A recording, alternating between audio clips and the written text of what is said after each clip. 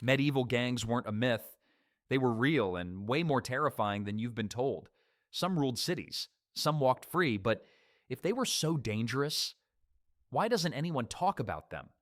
And what exactly were they doing that made even kings nervous? To find out, you'd only need to take a stroll through 1400s London, though you better keep one hand on your purse. Walking through London in the 1400s meant dodging more than just horse-drawn carts. The city streets crawled with organized gangs who had turned crime into an art form.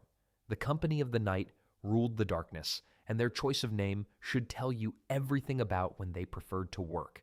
They treated the city like their personal playground, except the swings were swords and the slides were alleyways perfect for ambushes.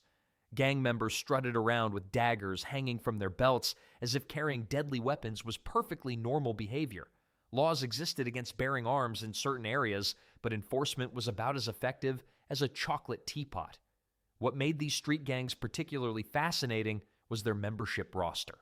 Poor, desperate peasants didn't fill their ranks. Instead, wealthy merchant families provided most of the recruits. Rich kids with too much time and too little supervision decided that street fighting was the perfect hobby. Apparently, when you have everything you need, the next logical step is terrorizing people who have nothing. Markets transformed into battlegrounds where gang members would start fights over imaginary insults. Even areas near churches became dangerous, proving that religious buildings provided no protection against young men with anger issues and sharp objects. When arrests did happen, wealthy families had solutions ready. Bribery worked wonders on corrupt officials. Family connections could make court cases disappear entirely. Getting out of a medieval jail was easier than getting a good table at a popular tavern. You just needed the right connections and enough coin. London authorities attempted weapon bans in specific neighborhoods, but these laws had all the stopping power of a stern letter. Some groups operated for years without facing serious consequences, treating the city like their personal territory. These urban criminals were just the beginning of a much larger problem spreading across the countryside. Medieval England's highways were about as safe as swimming with sharks while wearing a suit made of fish. Highway gangs had transformed every major road into a potential crime scene, turning travel into a game of chance where the stakes were your life and everything you owned. These criminals weren't desperate outlaws living in caves.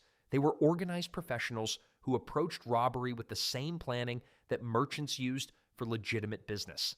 The only difference was that their customer service involved considerably more threatening and significantly less smiling. Strategic positioning was everything in the highway robbery business. Gangs set up operations along trade routes, near dense forests, and around border regions where escape routes were plentiful. Disguises became standard equipment for the clever groups. Some dressed as monks, counting on travelers to trust religious figures. Others wore fake royal guard uniforms. Nothing ruins your day quite like discovering that the helpful monk offering directions is actually planning to take everything you own. These gangs came heavily armed with horses, longbows, axes, and spears. The famous forests of Sherwood and Barnesdale became notorious criminal hideouts. In 1317 alone, authorities arrested over 300 people for gang activity along English trade routes. That number represented only the criminals unlucky enough to get caught. Merchants adapted by forming protective convoys and hiring armed escorts. Some groups established fake checkpoints where they collected illegal tolls from passing travelers. They offered protection from robbers while being the actual robbers, a business model that would make modern insurance companies weep with envy. Even more dangerous criminals were already forming, these ones with professional military training. When medieval wars ended, thousands of professional soldiers suddenly found themselves unemployed with very particular skill sets.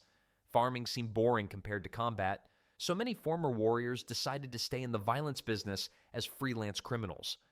Free companies sounded more respectable than criminal gangs, but the difference was mostly marketing. The White Company became one of the most notorious groups, operating across England, France, and Italy, like a traveling circus of armored destruction. Professional soldiers turned to crime brought a certain quality to their robberies that amateur thieves simply couldn't match. They possessed military-grade weapons, including swords, armor, siege equipment, and cavalry units that could overwhelm most town defenses. Manor houses and wealthy nobles became preferred targets because they offered valuable loot and defensible positions for extended sieges. These gangs would surround a property, capture the owners, and demand enormous ransoms. Rich people discovered that having money made them popular in all the wrong ways. The business model was brilliant in its twisted logic. Cities would hire these mercenary gangs to attack their enemies, paying substantial fees. Once the job was finished, many free companies would immediately rob their former employers. They got paid twice for the same trip. Former knights and military commanders led these organizations, bringing battlefield tactics to criminal enterprises. They established proper command structures and operated like legitimate armies with robbery-focused mission statements. These armored criminals proved that chainmail and moral flexibility made a devastating combination. They could take on legitimate military forces and win, making them virtually unstoppable, except by other professional armies. Some criminals took their education very seriously, though they used it in unexpected ways. Universities were supposed to create learned scholars. Instead, institutions like Oxford and Paris became training grounds for some of the most educated criminals in medieval Europe.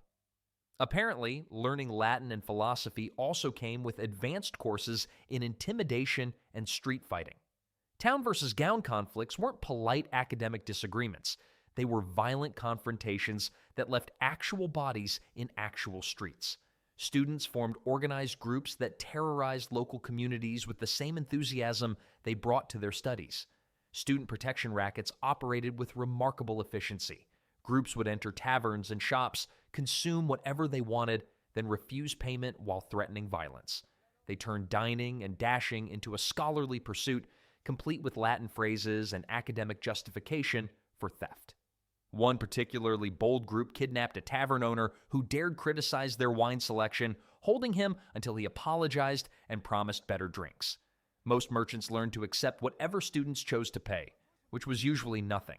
These academic criminals carried daggers and clubs while conducting illegal activities, sometimes fighting while still wearing their scholarly robes.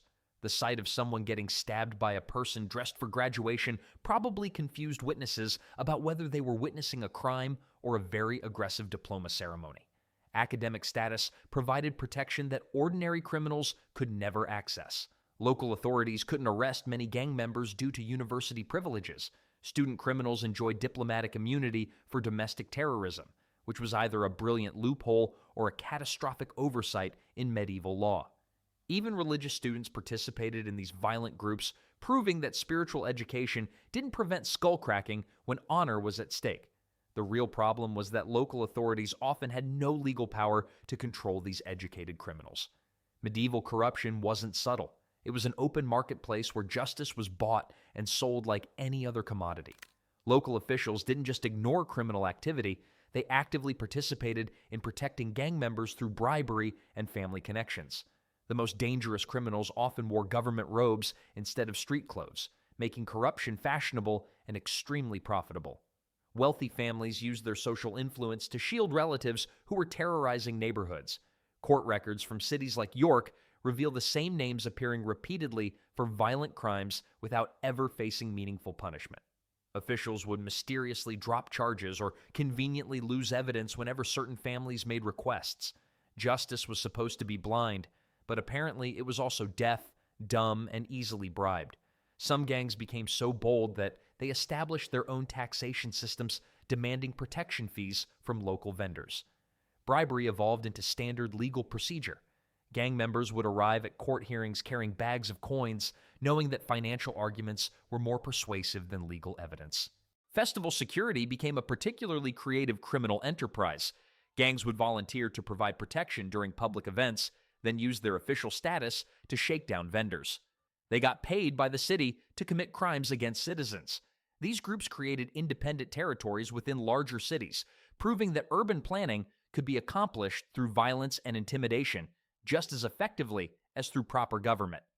Regular citizens couldn't rely on official protection and had to find alternative solutions to gang violence. When official law enforcement failed completely, ordinary people decided to handle crime prevention themselves. Farmers, shopkeepers, and craftsmen formed unofficial patrols to protect their communities from gang violence. Fighting professional criminals with farm tools and hunting equipment was like bringing a pitchfork to a sword fight, except sometimes the pitchfork won through sheer determination. Villages developed ingenious defense strategies, including digging traps in roads to stop horse-riding robbers. Captured gang members found themselves imprisoned in barns and cellars. Vigilante groups created their own legal systems since official courts were corrupt or ineffective. Local justice became a community activity where everyone got to participate in deciding whether criminals deserved punishment or just really stern lectures. Punishments reflected community creativity. Public whipping sent clear messages. Head shaving marked criminals for easy identification. Banishment removed problems permanently without requiring imprisonment costs. Peace guilds formed in towns where individual action wasn't sufficient to handle organized criminal gangs. These coalitions created mini armies of angry shopkeepers and determined farmers. The main problem with taking justice into your own hands is that power corrupts everyone, not just the people you're fighting against. Some vigilante groups eventually became as brutal as the gangs they originally opposed. Once people got comfortable with violence, distinguishing between justice and revenge became difficult. Community self-defense worked until the defenders decided they enjoyed the work too much to stop when the original threat disappeared. These land-based criminal enterprises eventually expanded to include water-based opportunities. Medieval piracy represented organized crime taken to its maritime conclusion. Port cities became headquarters for criminal networks that treated the ocean like their personal highway system, complete with toll booths operated at sword point. The Vitalian brothers dominated the English Channel and North Sea with professional efficiency. They probably didn't have parrots or treasure maps, but they definitely had the weapons and attitude to make merchant sailors wish they'd chosen different careers. What made pirate gangs particularly dangerous was their semi-legitimate status during wartime. Kings and nobles would secretly support pirate groups, using them as unofficial naval forces. Government-sponsored piracy was apparently an early form of outsourcing military operations to private contractors who happened to enjoy theft and violence. Entire coastal communities faced ransom demands from pirate gangs who threatened to burn ships and destroy homes. Towns were forced to choose between bankruptcy and complete destruction. Pirate vessels were designed for speed and surprise. Small, fast ships could outrun larger naval vessels while launching devastating attacks on slower merchant vessels. Pirates discovered that running away quickly was just as important as fighting effectively, especially when your business model depended on not getting caught. One gang gained notoriety for kidnapping a bishop and demanding barrels of wine as ransom instead of gold. Apparently, even professional criminals understood that quality alcohol was more valuable than money when it came to celebrating successful crimes. Coastal communities often found it cheaper to pay regular tribute to pirate gangs rather than constantly rebuilding after raids. Medieval piracy became so integrated into the wartime economy that many authorities stopped trying to eliminate it and instead focused on directing pirate attacks toward enemy nations. Medieval gangs demonstrated that organized crime has always been a persistent human problem regardless of historical period or available technology.